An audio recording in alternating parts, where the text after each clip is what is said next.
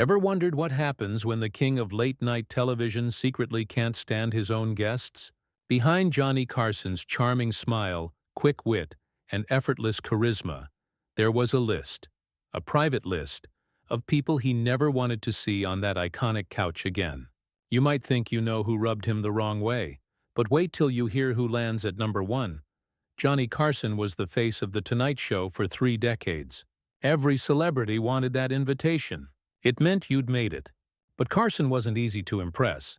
He loved guests who could match his rhythm, who brought authenticity and good humor. What he couldn't stand were people who tried too hard, disrespected the flow, or simply didn't vibe with his energy. And some guests did just that, pushing the king of late night to his limit. Let's start with Lola Falana, the dazzling queen of Las Vegas.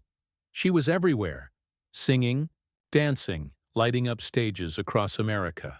When she came on The Tonight Show, she was supposed to talk about her Vegas residency. But instead, the conversation took a serious turn. She began speaking honestly about racism and discrimination in show business. It wasn't what Carson expected. He wasn't known for tackling heavy topics, and you could see him freeze for a moment. What made things worse was that her residency was at the Aladdin Hotel, the same venue connected to Carson's long-standing feud with Wayne Newton. Without realizing it, she'd walked right into that crossfire. After that night, her invitations stopped coming. She kept shining in Vegas, but Carson's couch was permanently off-limits. Sometimes speaking your truth costs you the spotlight. Then came Dana Carvey, a rising comedy star from Saturday Night Live. Carson liked him at first. The impressions, the quick wit. It worked, until Carvey made one bold mistake. He did a sketch on SNL called Carcinio, where he mocked Carson as an old man trying too hard to be hip like Arsenio Hall. That alone would have been risky, but Carvey doubled down. He actually performed the same impression in front of Carson, on his show. Imagine walking into the king's castle and making fun of the king, right to his face. The audience laughed, but Carson didn't. The next day, the door closed. Carvey was never invited back, even when Wayne's World became a massive hit. Carson sent a clear message. You don't mock the king of late night and expect an encore. And here's one that might surprise you. Ed McMahon, his own sidekick, the man who sat next to him every night for 30 years. On screen they were magic. Ed's booming laugh, Johnny's dry humor. They looked like best friends. Off camera, the truth was different. Ed loved parties, social events, big crowds. Johnny was private, quiet, reclusive. They almost never hung out outside the studio.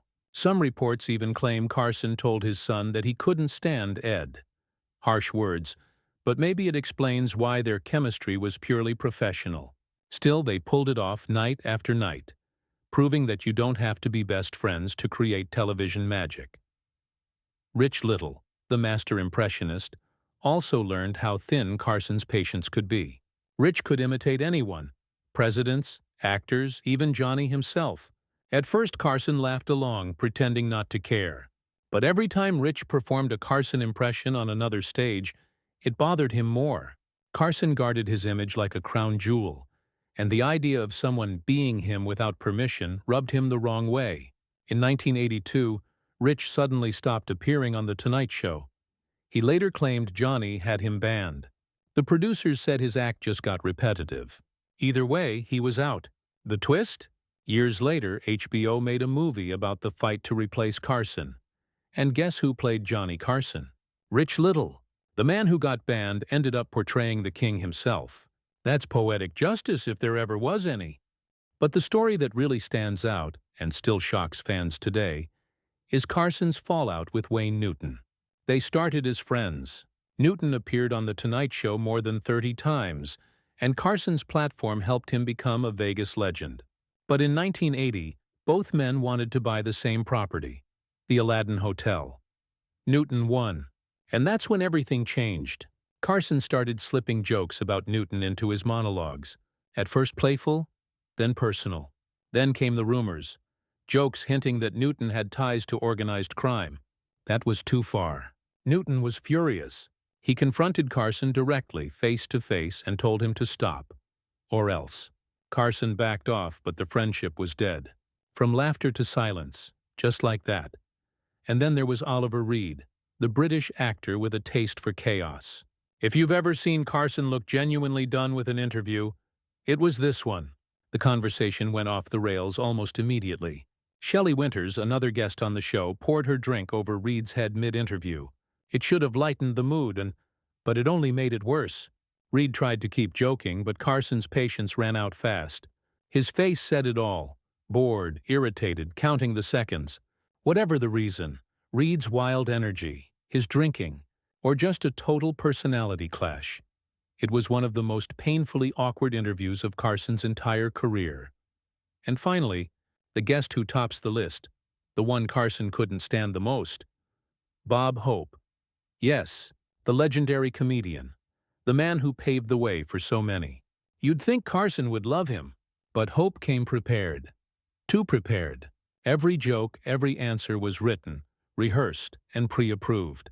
Carson's style was free-flowing, organic, alive. Bob Hope's presence made it feel scripted and stale. After one particularly lifeless segment, Carson reportedly told his staff, "If I ever end up like that, I want you to shoot me." Brutal honesty. But that's how deeply it bothered him. Carson respected Hope's legacy, but when it came to chemistry, the spark was gone. So what does this tell us? Even legends have limits. Johnny Carson might have been the smoothest host in late-night history, but behind the curtain he was human, with opinions, pride, and people he just didn't click with. Some were too bold, some too scripted, some too personal. But one thing's for sure. Every one of those guests left a mark on late-night history, for better or worse. In the end, Carson's show wasn't just about laughs. It was about reading people, feeling the room, and keeping the magic alive night after night. Some guests helped build that magic. Others tested it. And while the cameras made everything look effortless, behind that cool grin was a man who knew exactly who he wanted on his stage and who he never wanted back.